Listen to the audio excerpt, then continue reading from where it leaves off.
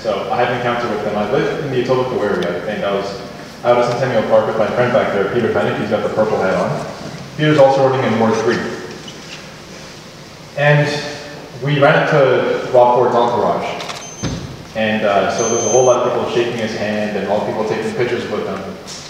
And there was a group of African Canadian youth that were cheering and chanting for him. They were shouting, "Rob Ford, Rob Ford, Rob Ford." And it made my stomach turn. It really did.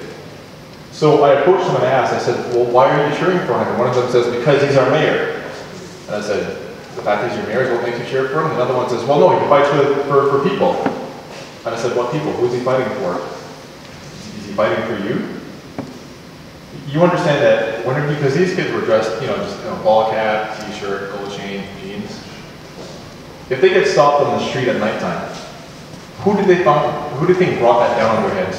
The Project Trapdoor project out in Etobicoke, which spun off into Project Raisin, which investigated Mayor Ford, that's left some wreckage within the Somali community, within the Caribbean communities out in Etobicoke. And it makes me sick to see that we've actually started cheering for this guy. We've created sort of a Robin Hood hero out of him. So I didn't want to carry the conversation on with him any further. I said, "Wish him a good day," I introduced myself, and then I turned around and Rob Ford was right there with his entourage. And I went up to him, and he reached out to shake my hand, because I'm pretty sure he thought that I was like everyone else, just wanted to get a picture taken with him. And I shook his hands, and I pulled him in close. And I asked him, I said, "Mayor Ford, when you call us niggers in your free time, and when you call our youth programs Hug a Thug programs, do you believe that? And if you believe it, is that something that you want to apologize for?" There was a whole bunch of cameras around him, and there was a whole lot of people, so he obviously couldn't blow up on me.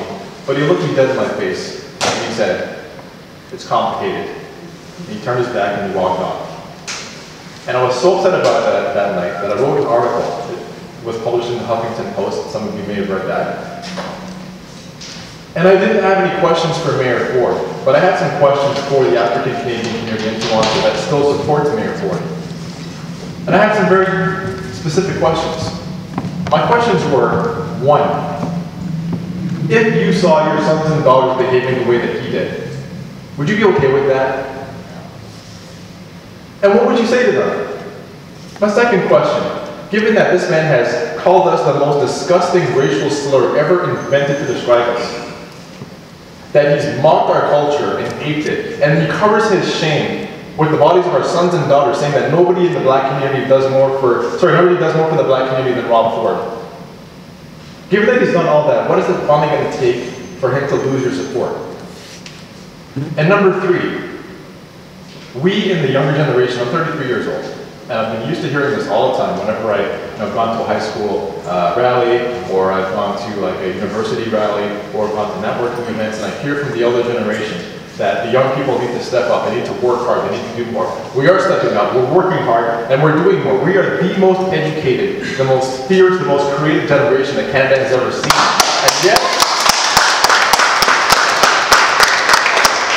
And yet, there's no community base for us. Our mothers and fathers, they're disappearing. Maya Angelou, gone.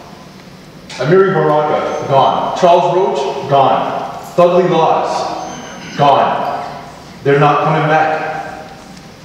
You've asked us to step up. So my third question was, given that you've asked us to step up and we're doing the job, when are you going to stop supporting people like him and start supporting people like us?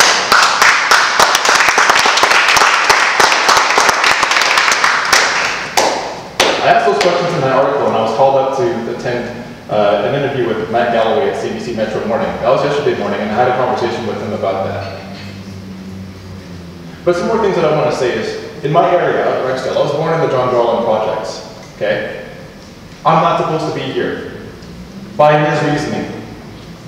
He said, of several children that he tutored or mentored or whatever it is he's done, that they would be in jail or dead without him. I'm here to tell you, we're still standing, we're here, and we're rising. So my question is, for this upcoming generation, we can't do the job ourselves. There are some things that can't be done by one person alone. We need a community to support us. And not to support me, because this is bigger than me. Not to support any one person or political group, but I'm saying to lay the foundation for this generation and the one coming in after us. Because I'm telling you, I don't want to spend more than 2 terms in city council. My job is to build a foundation for the next generation to come in right after me and do that job. So I'm saying to you, come over, talk to me, introduce yourself. I'd love to have a conversation with you about the policies, about what we need to do to build a city and make it come together better. Okay? The first time that I sat down with my campaign meeting, it was with friends and family and so forth. And I remember when my campaign manager and I talked to my team about what it takes to run a municipal campaign. And we said, okay, well, we need to get out there in the community and speak to people. And they said, okay, well, yeah, sure, get out in the community, talk to people, make some friends. And I said, we're also going to have to craft really, really good policy to make sure that we're meeting the needs of our diverse community.